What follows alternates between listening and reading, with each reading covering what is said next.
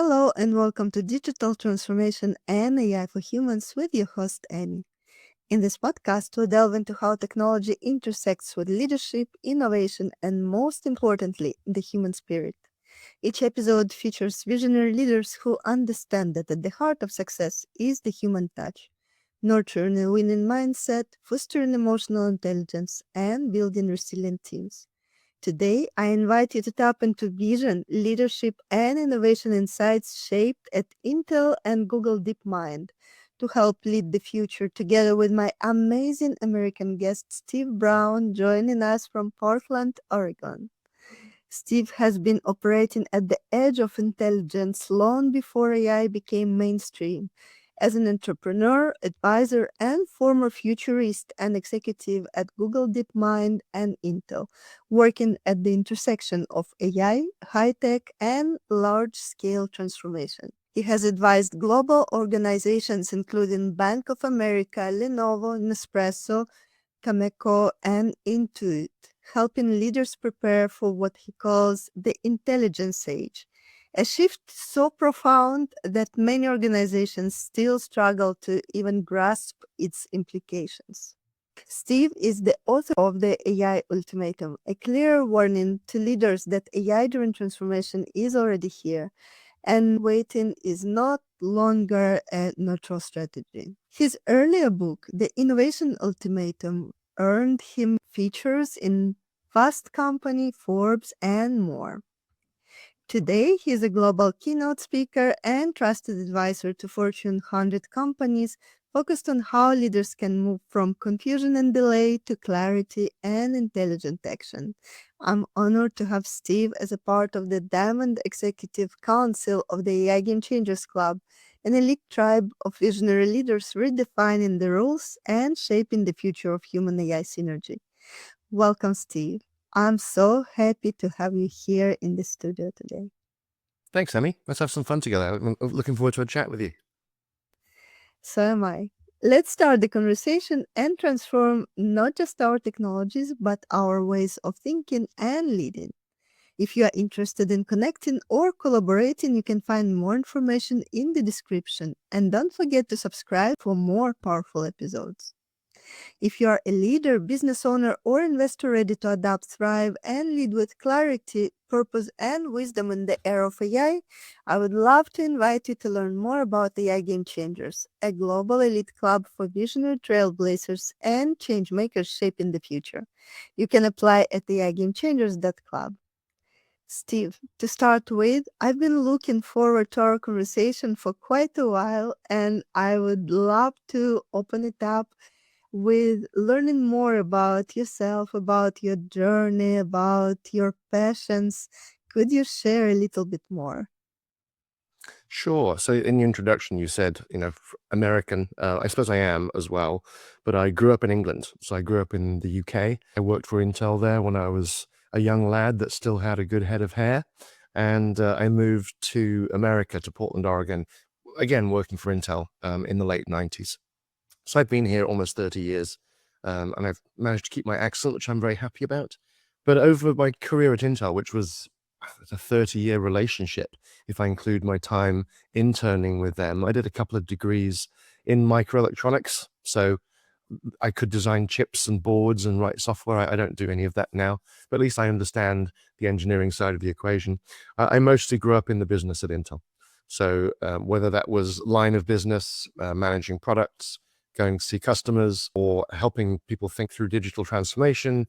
On the communication side, I used to run Intel's worldwide event program for developers. So I've had my finger in lots of different pies, and I've had a very varied career. I remember somebody at Intel once calling me the Madonna of Intel because I kept reinventing myself every few years, back in the days when Madonna was doing that.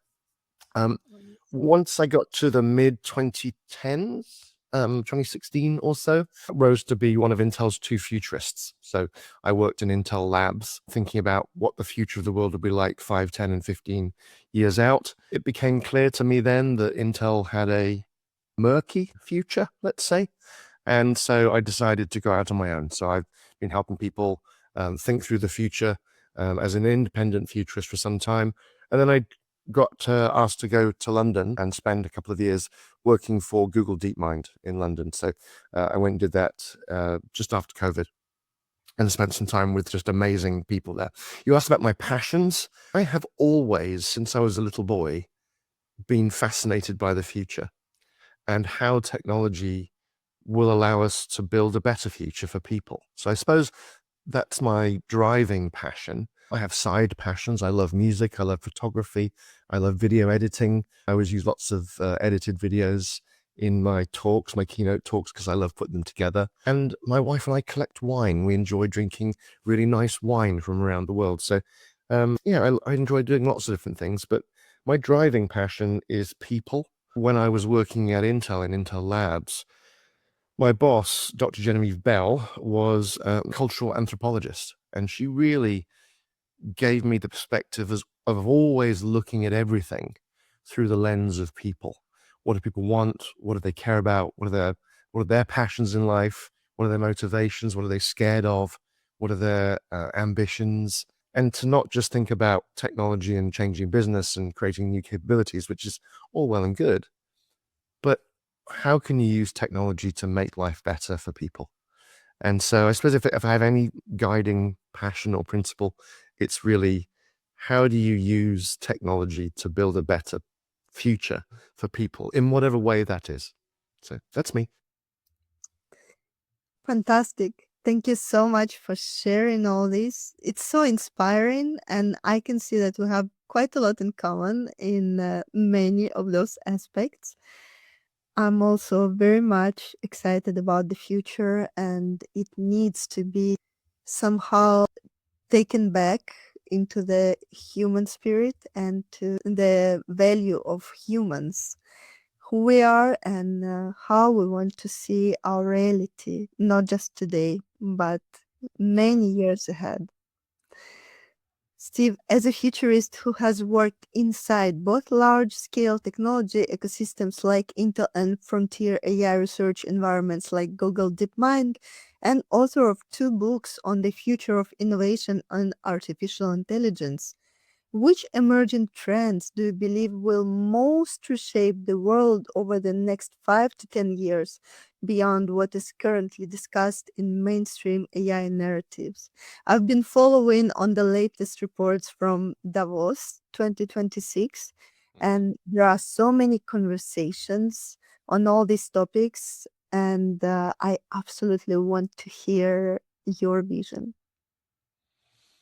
Yeah, so clearly AI is front of mind for many people right now. And at Davos, you saw that there's an acceptance and a realization that AI is going to reshape everything. It's going to reshape work, the way we communicate. It is going to reshape our economy, rewire our society. And I call myself a futurist, which is a fancy, slightly weird title. And it doesn't mean I predict the future. That's a fortune teller. I try and empower people to ask and answer 2 questions. What's the future we want to build? And what's the future we want to avoid? And so futurists, you're looking at how trends are going to naturally progress over time and how they will converge and run into each other. And when you have the convergence of these trends, what does that make possible in a certain time frame? And I think we're in this moment where people are realizing, oh, the world is going to be very different than it was even 3 years ago. And it can feel a little bit overwhelming, like none of us have any agency in this. We don't have a say. But I call myself a futurist. I think we all need to call ourselves futurists. We all need to, I deputize you all, everybody listening to this right now, I deputize you all as a futurist.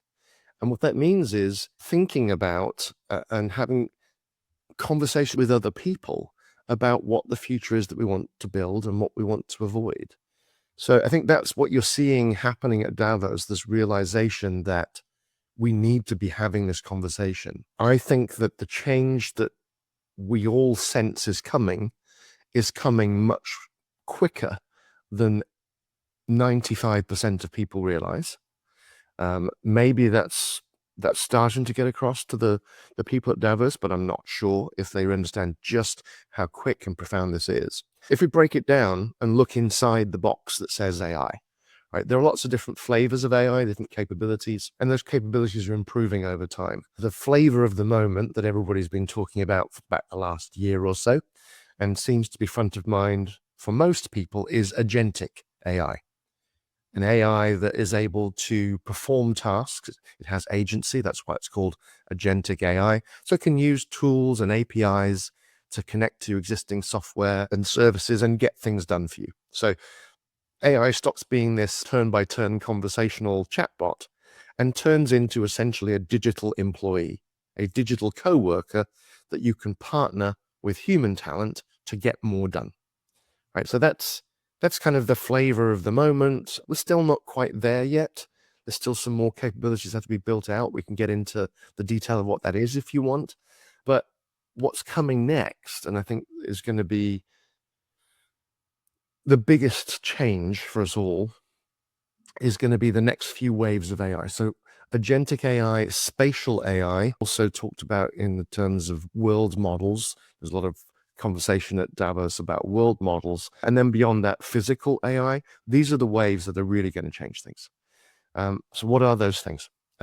Spatial AI is the ability for an AI to perceive the world. And not just, I'm not just talking handwriting recognition and machine vision.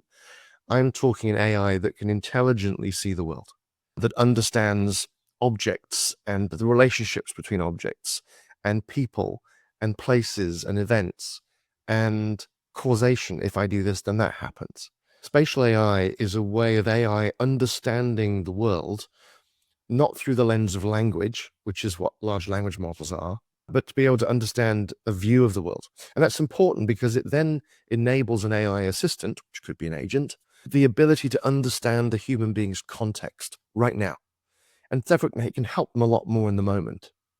And so connecting agentic AI to spatial AI, whether that's a camera on your phone that you hold up so that your assistant can see what you can see, or a camera that's in the hinge of your glasses, you're going to see quite a bit of that coming this year, or perhaps on a pin on your chest, whatever it is, being able to have that AI understand a person's context, whether that is somebody on the manufacturing floor in a uranium mining company, or somebody in a hospital, or just a person walking down the street, trying to get some things done, running some errands. Having an AI assistant that understands what you're doing right now, they're much more able to help you with useful insights, information, advice, and to support you if they understand your context. So that's a big deal. Not a lot of people have been thinking as much about that. And then world models are very tightly connected with that.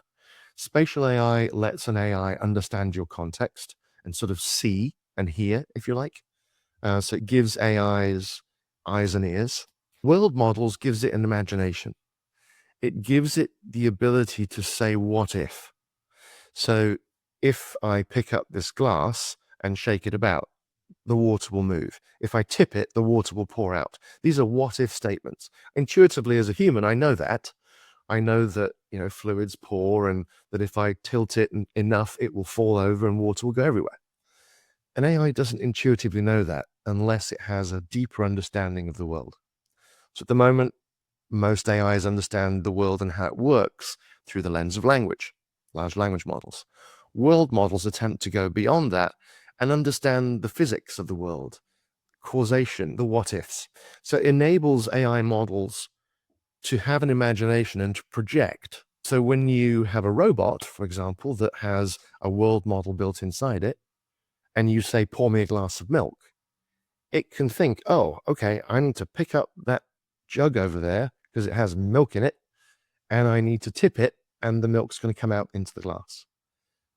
Trivial for a human being. We learn this when we're 5 or 6 years old, right? But for a machine, that's really quite difficult. And that's what a world model is all about.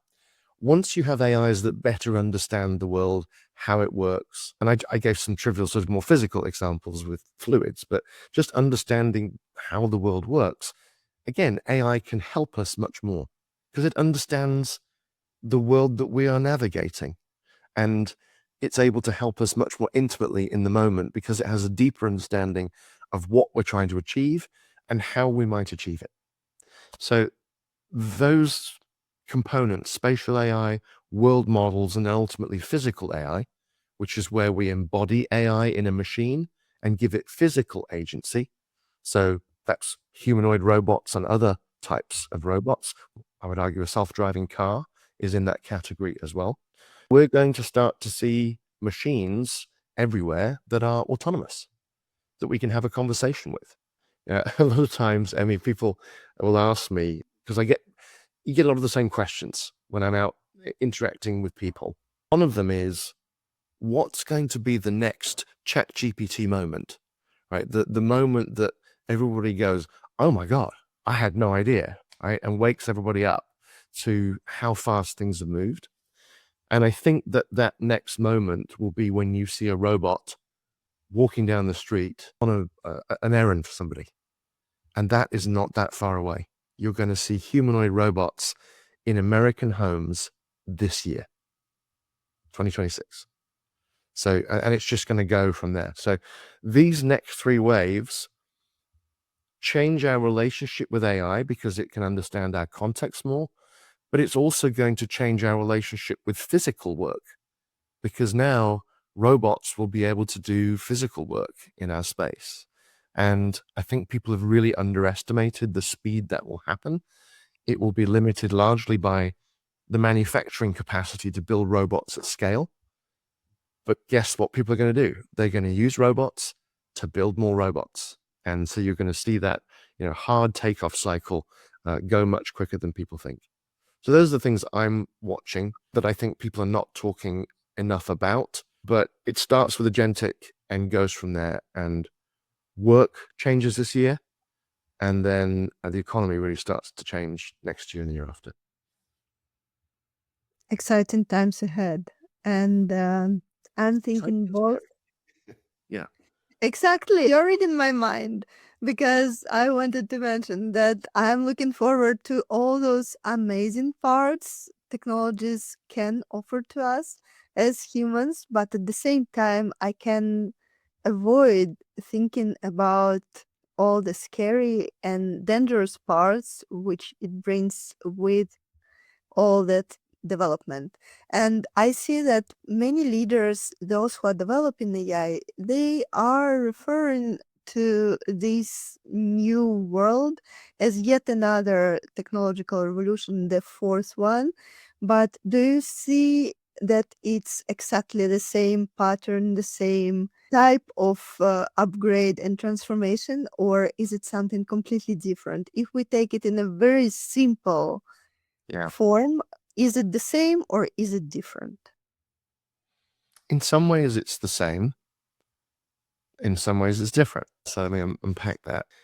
If we choose to use AI as an amplifier for people, then in some ways it can be the same as previous industrial innovations. I think of a combine harvester that enables a single farmer to harvest an entire field that would have taken a small army of people, 500 years ago.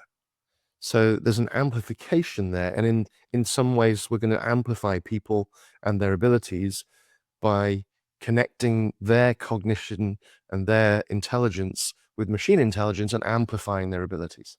So in some ways, it's the same. What's different here, though, is that AI it's a multi-dimensional technology. What do I mean by that? Over the last 50 years of IT, the driving use of IT tech, information technology has largely been to boost productivity and efficiency. And that's been the driving thought and the ethos and what leaders have used IT for. How am I going to cut costs and deliver more impact, boosting my employees' productivity? But it's this sort of cost-cutting efficiency mindset. You can do that with AI too, but you can also, this time, you can use it to not just boost someone's productivity, but to boost their creativity, to expand their knowledge, to improve their decision-making skills, to improve their intuition, right? You can pair people with an AI and amplify them in ways you've not been able to do in the past.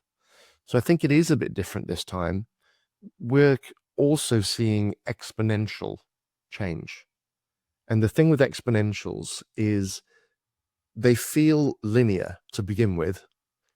Exponentials feel flat until they're not. They trickle along and then off you go. And I think that's likely to catch people by surprise. AI is not ready for prime time yet. Well, until it is. AI is not smart enough or reliable enough until suddenly it is. And if you haven't done the hard work to figure out where does AI fit in my organization, how am I going to use it to amplify what I want to do, you're not going to capture that AI tailwind when it comes, and you'll be left behind. So that to me is the way that people are underestimating what's coming. And I encourage everybody, that was why I wrote the book, to arm people with the information they need to understand what's coming, how quickly, and how do you recognize what's different about this moment. That is really helpful. And to all our listeners and viewers, you can find the link to the books in the description. But I'm thinking, Steve, what about the dangers? What about the fact that AI can replace humans? What about the fact that we are going to be surveyed to the point where every word and every step might be turned against us? What about the fact that we might miss that turning point where our reality will turn into a dark place? Yeah, and that's why we all need to be futurists right now and ask those two questions. What's the future we want to build? And importantly, what is the future we want to avoid? There are things you can automate and things you should automate, and they're not the same group of things. And we need to have a conversation as a society about where we want AI and where we don't want AI. Personally, I don't want to go to Broadway in New York and watch a bunch of robots leap about on stage. That makes absolutely no sense. There are lots of places where we don't want robots and AIs. There are lots of places where it makes absolute sense, but we need to have a conversation as a society about how we're going to embrace AI and where. And as leaders now have a much broader responsibility. They're not just responsible for the stewardship of their company and their fiduciary responsibility to their shareholders. They also have a responsibility to society at large. They have to think, fiduciary responsibility to shareholders is to generate long-term business value. Short-term thinking would be, let's use AI to automate everything we can, cut our costs, be competitive, and then what happens then? If everybody does that, and that no one has any workers anymore, or very few workers, then suddenly companies have no customers, because inconveniently, consumers and workers are the same people.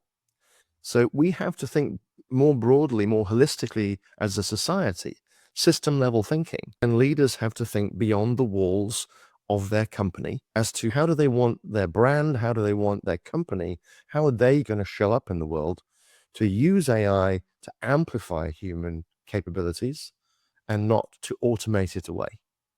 So that's the thing I worry about most, is that leaders will cling on to 20th century thinking, which to me is cost-cutting, productivity, yay. That's the old playbook. The new playbook is, how do I use AI to amplify my people and increase the reach and the impact of my company, not incrementally, like, hey, let's grow 15 or 25% this year. How do you 10x, 100x, 1,000x the impact you have? Because you're moving away from the engine of the company being people to the engine of the company being AI and then overseen by people.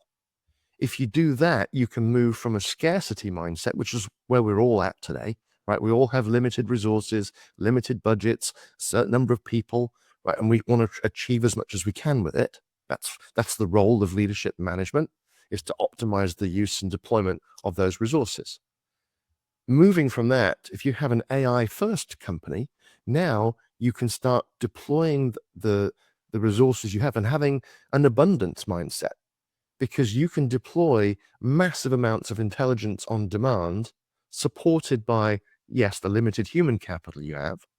And therefore, you can start to shift to a different business model.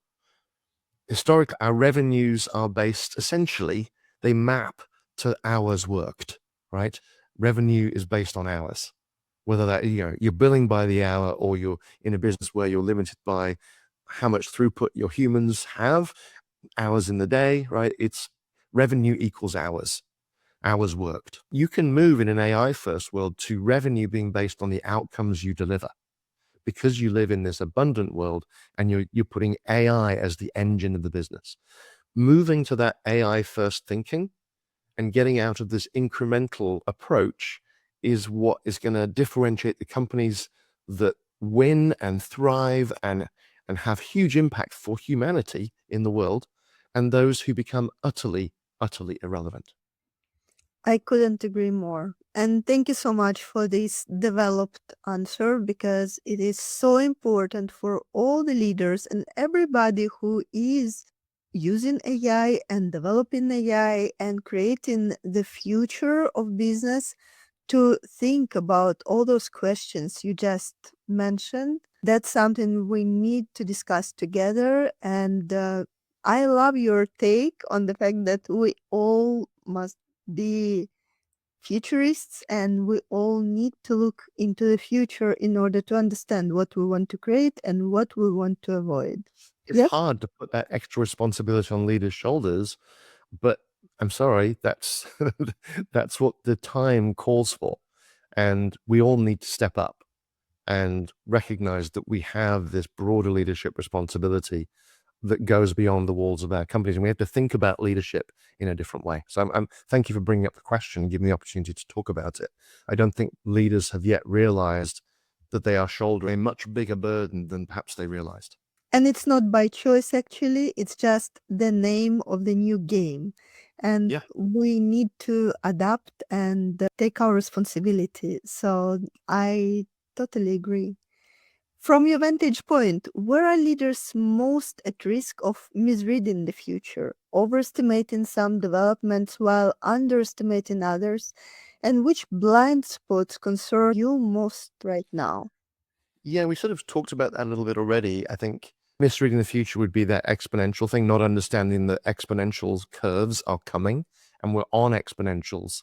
And you always feel like you're just before the knee of the exponential curve. And so suddenly things are going to take off.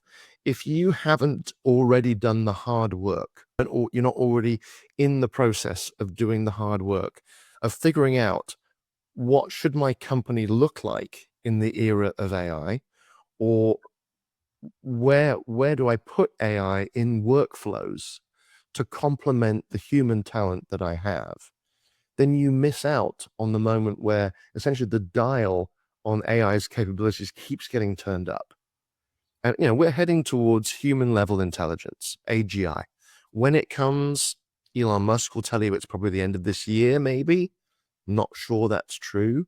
Others will say, who are a bit more pragmatic, perhaps will say it's within 5 years or 10 years. But whenever it comes, whether it's this year or 10 years from now, if you haven't done the hard work to figure out where in my business does AI fit, you miss the moment where you essentially turn the dial up to 11. That's the Spinal Tap reference for those of you who are old enough to remember.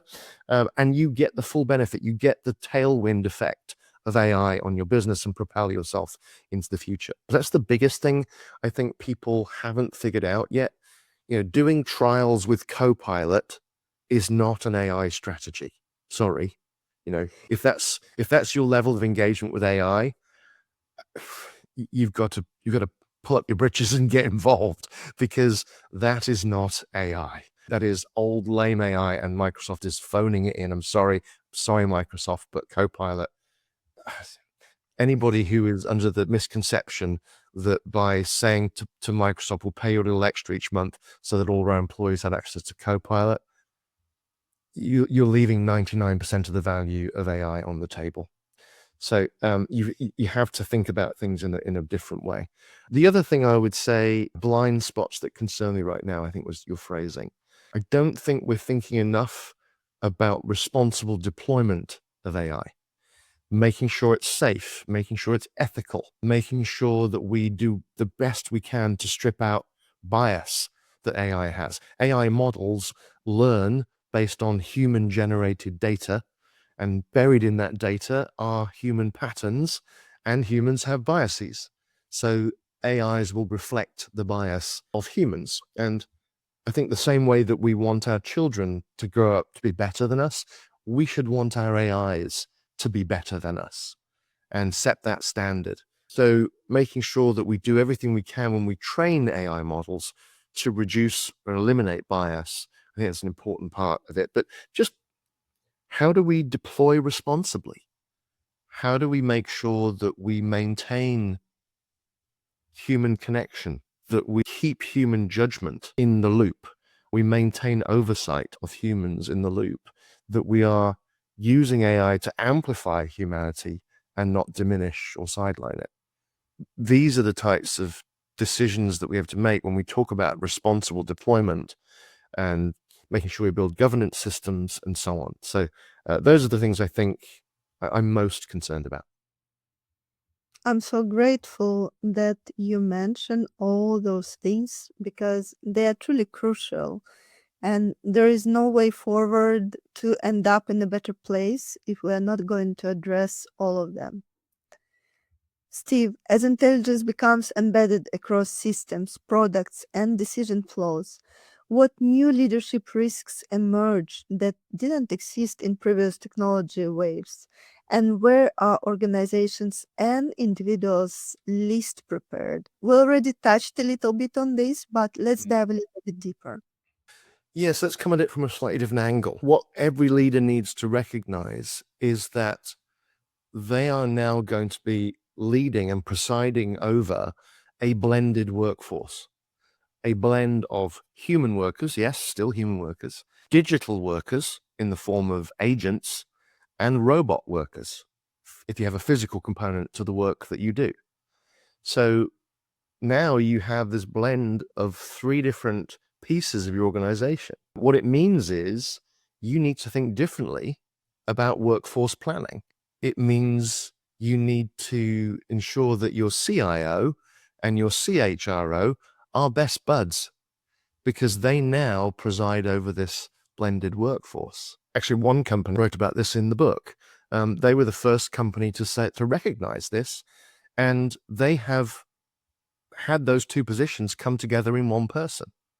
So there's one person now that oversees the IT department and HR because they are becoming part of the same organization, same workforce.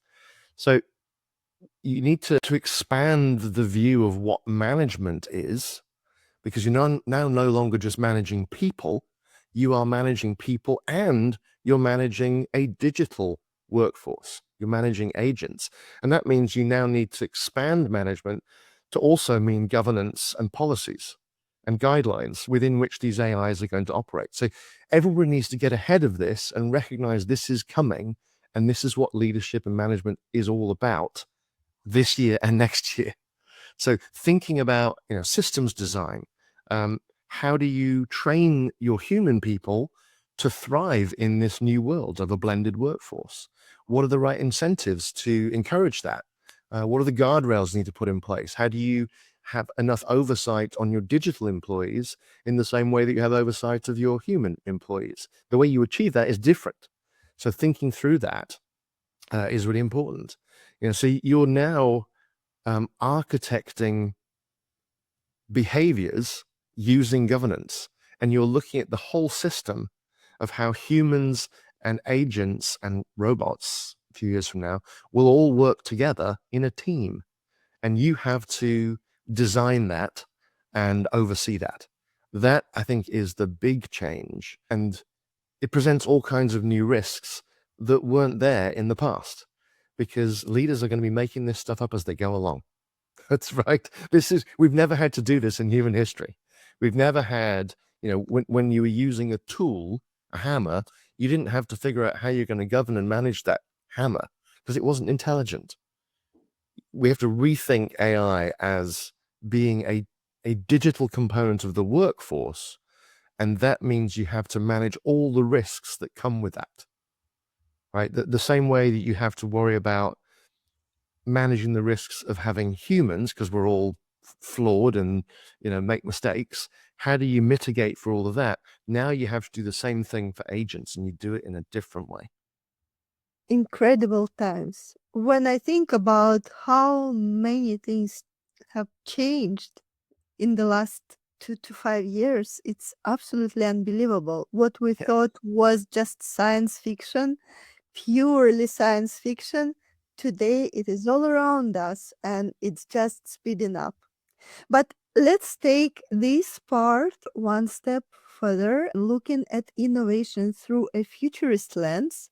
Where do you see the greatest opportunity being created today? Not just by new technologies themselves, but as you mentioned, we need to merge certain profiles and certain competence into one. I'm thinking about those leaders who know how to align people, systems, and long-term vision and intent. Yeah. So there's a fun little story about Jensen Huang I like to tell. When I'm doing keynotes, I talk about a question that Jensen was asked back in late 2024. He was being asked about NVIDIA and his plans for growing the workforce. And he said, we've got about 30,000 employees now. This is back then. And over time, I plan to grow that to about 50,000, supported by hundreds of millions of agents across every group. That was his answer. So he's thinking about growing the company and the scale and the impact of the company in a very different way. He's not talking about, oh, I've got 30,000 employees today. Maybe I can get it down to 20 by, automating away 10,000 of them with AI. That is the old thinking, right? He's thinking about, how do I amplify the people I have by pairing them with technology? What does this signal to everybody else? Because he's right. That's the right approach. If you have mastered this idea that you'll have a blended workforce and that you have, components of that are digital, what this means is go big or go home, right? The era of incrementalism is over.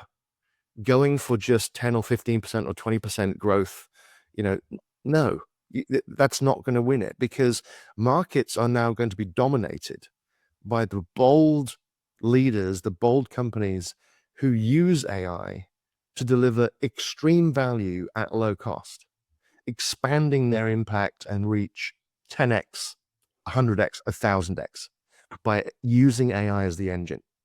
So what I'm essentially saying is make Jevons paradox work for you. And that is, William Stanley Jevons back in, I don't know, 1860 something. He made an observation about coal prices. And people talk about Jevons paradox a lot in the AI world now, but that's the opportunity for every leader now, is to figure out, how do I use AI to reduce the cost of delivering goods and services to the point where demand explodes and overall I make more money? That's what Jevons paradox is about. It's that as pricing comes down, demand goes up, and overall net you multiply those up, you're creating more value over time. That's what happened with coal, and that's happened in lots of other places. So to me, that is, if I'm looking through my futurist lens, to your point, that's the big opportunity, is to make sure that you go wildly big in your ambition. This is a time for leaders to, as I said, go big or go home, but to really unleash huge ambition. And that means you need leaders with vision, not managers who are pencil pushers and, are good at sticking to their budget. You need those people too, but you've got to have the leadership visionary part to be able to say, who could we be 3 years from now if we truly unleash AI's potential in every way that's possible? This is so spot on. And your questions, they are truly so visionary, and they're also very deeply connected to those action plans leaders have on their tables. And it's just yet another reminder that we need to upgrade our mindset, the way we're running business, and overall the thinking about the future. Drawing from your work with global organizations navigating high stakes transformation, can you share an example where leaders believed that they were future ready, but a deeper structural, cultural, or leadership gap was exposed once AI or advanced automation entered the system? I think it's probably still too early for those stories to be here. We're still early in the AI transformation. But like I said before, future ready doesn't mean you got Copilot. um, future ready means a wholesale rethinking of how you go to market and how you create value. This is not, you can't incrementally improve on this stuff. You have to go back to the drawing board and ask the question, how do we want to show up in the world in the next 5 years? And almost your history is almost irrelevant, right? Because there's a new game now being played. And if you're not thinking that way, you're at high risk of someone coming and eating your lunch. Because we can talk about AI first versus AI native companies, but you have to be on the lookout for somebody who is wielding AI in the way it can be used, and wielding it against you. And you're going to see these scrappy AI natives come and displace companies that have been wildly successful for 20, 30, 50 years, right? That's the risk. So there's a lot of change you have to go through. And as you lead your organization through this wholesale rethinking of how you go to market, how you create value, what's possible, you need to bring people along with you. Visionaries don't get very far unless they have the communication ability to inspire people to follow them. It's a great phrase from Simon Sinek. He's a lovely man. I've met him many years ago. And he says, leaders need only one thing: followers. That's what defines you as a leader. It's brilliant and simple, but you have to inspire people to follow you. So, it's all about communication. It's communicating, over communicating to your workforce and including them in the conversation about the change. I had a client who was early to deploy agents. So they built AI agents and they rolled them out. And they were telling me that they'd rolled this stuff out and got enormous pushback from employees. Employees were like, what the hell is this? I didn't ask for this. I don't want AI in my life. If you force me to use this, I will quit. And people quit. And this client I was talking to was sort of surprised by this. And I just said to them, did you include your workers in the design process? Did you consult them? Did you involve them from the beginning? Well, no. We just built it and then rolled it out. And I shook my head and said, well, that's why. And there are two reasons that you need to include people up front. Right? The first reason is you're trying to build supporters, not saboteurs. Because if you try and foist stuff on people, they will push back in overt ways and covert ways, and you will get saboteurs who will do everything they can to make sure that your projects fail. So you have to include people up front, build their trust, and then talk to them about the with them and the with who. I talk about this in the book. With them, most people know what's in it for me. Right? You have to explain to somebody, and by co-designing with them, you can help them see, why will their job be better? Why will their life be better with AI helping them? Right? That you want to have that conversation. What's in it for me? You also want to be able to, as a leader, talk about with who. What's in it for us? Look at your core humanistic purpose as a company. Why do you exist? And then figure out, how will AI allow you to amplify your ability to deliver against that core mission statement? And communicate that to everybody in your organization. Sure, they're there for a paycheck, but hopefully they're also there because they like something about what your company does, the value it brings to the world. Help them understand the connection between being able to embrace AI to accelerate your ability to deliver against that mission.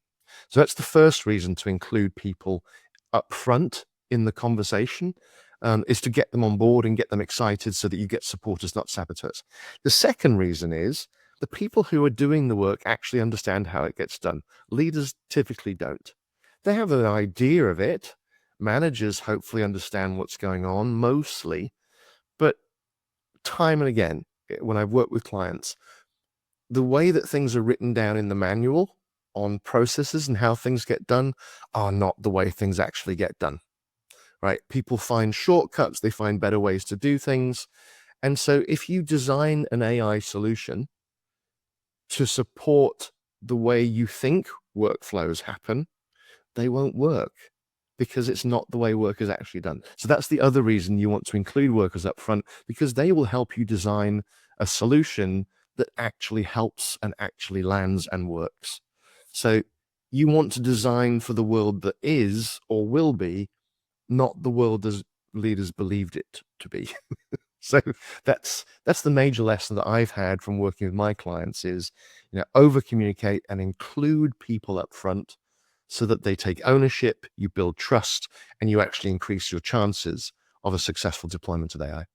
Truly great point. While I'm listening to you, I feel such a deep joy that you found me in this big world to discuss all those important topics because it's truly timely and it is going to be spread globally as well. So, amazing conversation. Steve, as we move toward more autonomous, self improving systems, how should leaders think about responsibility, accountability, and governance when outcomes can no longer be fully traced back to a single human decision? Yeah, when things go wrong, today we do these postmortems and go on the witch hunt, right, to figure out who screwed up. and you do it with the view that you're not trying to punish somebody, but you're trying to figure out what went wrong so we can mitigate this. It doesn't happen again, right? It's part of continuous improvement process. And that's the way we've done it for a long time. I think as we move into this world where you have this blended workforce, you have AI deeply embedded across the way that you get stuff done, we need to move from asking, well, who decided, right? Who made that decision that led to this problem, to up-level that, because we're now looking at things more broadly. Who designed the system? Who's overseeing the system? And more practically, we need to start thinking about, when we build agents, make sure that they have audit trails, that we can see the decisions they made, why they made those decisions. Do you put in place performance monitoring? This is all chapter 5 of my book. You have escalation paths. If something goes wrong, how does it get escalated to a human, and how do you deal with an issue when you spot one with an agent? Are there shutdown mechanisms in place? If things really go sideways, how do you hit the button and stop things? Right, so you're not having an agent that's giving away 80% discounts to all your customers, for example.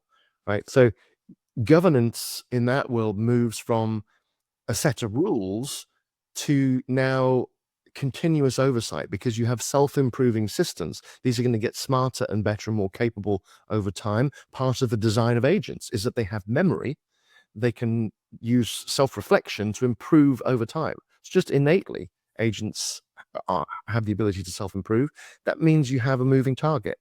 So you can't just have a fixed set of rules. You have to have continuous oversight, because what you're looking for is to detect drift in the system where it's not quite doing the things the way you thought you wanted them to be done, so that you can intervene as needed and then mitigate that risk. So it's a continuous cycle of oversight and system level thinking. What that means is, in the AI era, governance is now a strategy, not a compliance mechanism. This is brilliant. We're talking a lot about governance, but still, so many conversations are reminding of that old paradigm, and this is exactly the turning point where it needs to be shifted. From what you've seen, what differentiates leaders who turn this moment into a durable advantage from those who achieve short term gains but create long term fragility? I mean, the first one, don't get stuck in that 20th century cost-cutting mindset of sort of incremental ambition. Focus on value creation, amplification, 10xing your impact. And if you really want a thought exercise, and this is when I consult with leaders and we have the door's closed and I'm giving them advice, this is what I tell them. Imagine an AI native competitor out there. Or if you left this company, you quit tomorrow and you set up a well-funded competitor who was going to use AI from the ground up to build an organization that could come and take your lunch, eat your lunch in the marketplace. How would they do that? What would they build? How would they go to market? How would they compete against you? What are your vulnerabilities? And use that to figure out what you're going to do in response. You can't probably be an AI native company because, there's momentum, systems, your company's, it's a built environment. What you can do is pivot to have an AI first mindset and retool the company and redesign the company so that you can compete against an AI native company. That's what I counsel people when the doors are closed, and I'm being brutally honest with them. You have to imagine the worst possible scenario possible. How could someone else use AI to come at you and take you down?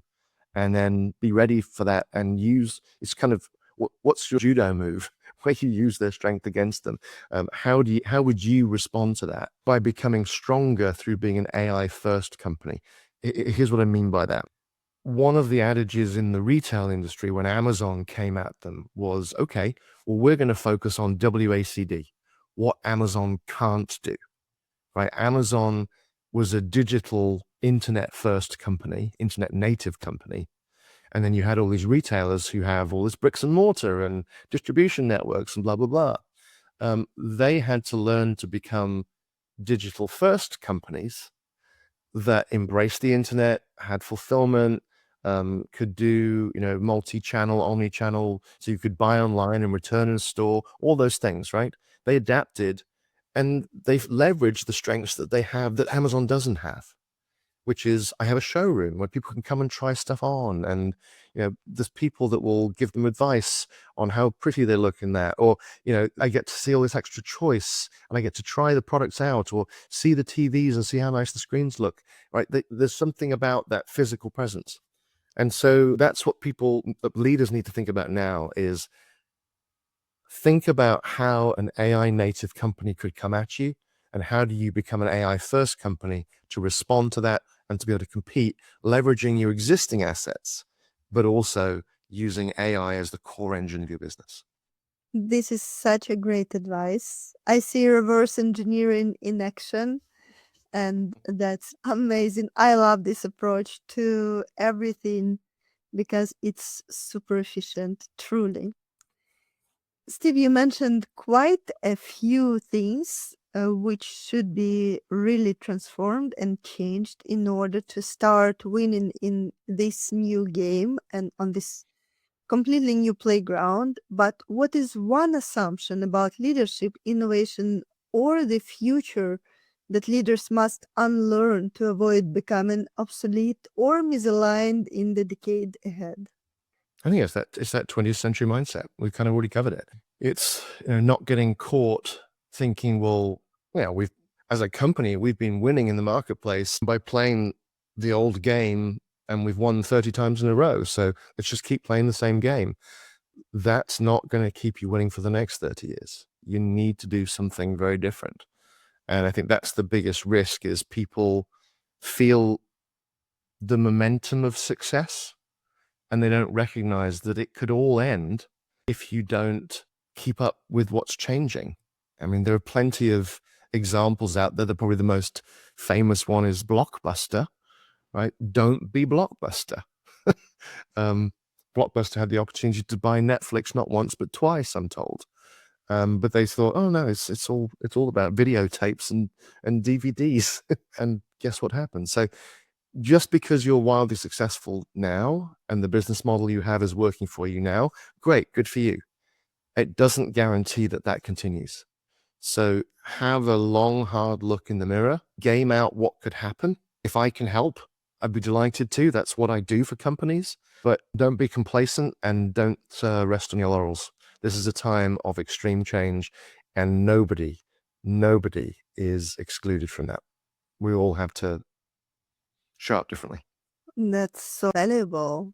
Just all the golden nuggets based on your experience. And usually I wrap up the conversations with asking for one advice, but I feel that you already shared that advice. When you think about your experience specifically at Intel and Google DeepMind, would you like to add something as an advice for leaders based on everything you see coming, the trends, the risks, and the opportunities? What is your that most important one advice to leaders preparing for the coming years in how they think, choose, and lead under this increasing uncertainty? Because there is no certainty in sight and it's just going to escalate.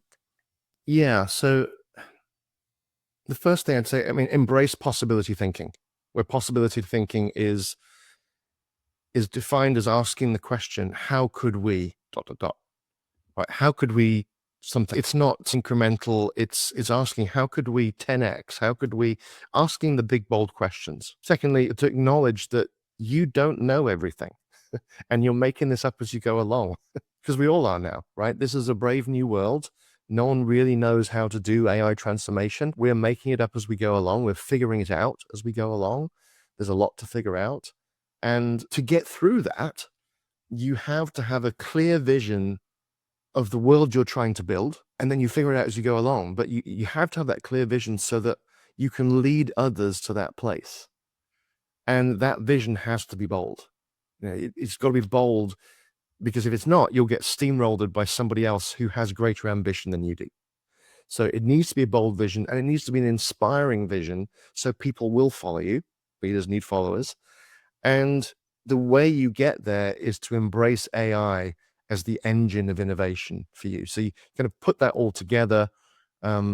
We all need to show up with a different identity, sense of self as leaders. Leaders, for the longest time, you get to be a leader because you've been around the block, right? You know where the bodies are buried. You have a lot of experience. You have a lot of knowledge. You are a sage, right? You're a sage leader. People come to you with questions, and you can use your experience to help answer those questions and guide things forward. We're now moving to an era, as you pointed out, of great uncertainty, where we can no longer be these sages because the knowledge that we have from the past doesn't necessarily apply forward to the future. So we have to shift our identities as leaders from these sages to now being what I call philosopher explorers. This is again something I talk about, I don't remember, maybe chapter 9 of the book, but showing up differently as leaders, where we take a philosophical, thoughtful approach to what we're trying to achieve. We bring bold vision, and then we admit to the people who are following us, hey, I don't have all the answers, but we're going to figure them all out together, and we're going to do that using possibility thinking. How could we? That's a different way for many leaders to show up in the world, and it takes some humility to do that and say, I don't know the answers, but I am in a position where I'm going to lead us all to figure them out together, to be inclusive, and to lead everybody into what we hope will be an amazing future. So that's the best advice I can leave people with, is to show up differently and lead people to do something amazing. This is a once in a lifetime, probably once in 500 or 1,000 years opportunity for us to have a technology that can allow us to shift the course of human history. And you're on the front lines. You have a front row seat, and you get to participate. And that is the most exciting thing I can think of. Beautiful. Steve, I so much admire your clear and bold vision. You brought so much inspiration into this conversation. Thank you so much for sharing your insights and your wisdom with us today. Truly appreciate it. It's been such This was fun, Emmy. Thank you. And the questions really got me thinking. Sometimes things came out of my mouth I didn't know were in my brain. So it was really fun conversation, and I enjoyed it immensely. Thanks. Thank you so much. Thank you for joining us on Digital Transformation and AI for Humans. I am Amy, and it was enriching to share this time with you. Remember, the core of any transformation lies in our human nature, how we think, feel, and connect with others. It is about enhancing our emotional intelligence, embracing a winning mindset, and leading with empathy and insight. Subscribe and stay tuned for more episodes where we uncover the latest trends in digital business and explore the human side of technology and leadership. If this conversation resonated with you and you are a visionary leader, business owner, or investor ready to shape what's next, consider joining the AI Game Changers Club. You will find more information in the description. Until next time, keep nurturing your mind, fostering your connections, and leading with heart.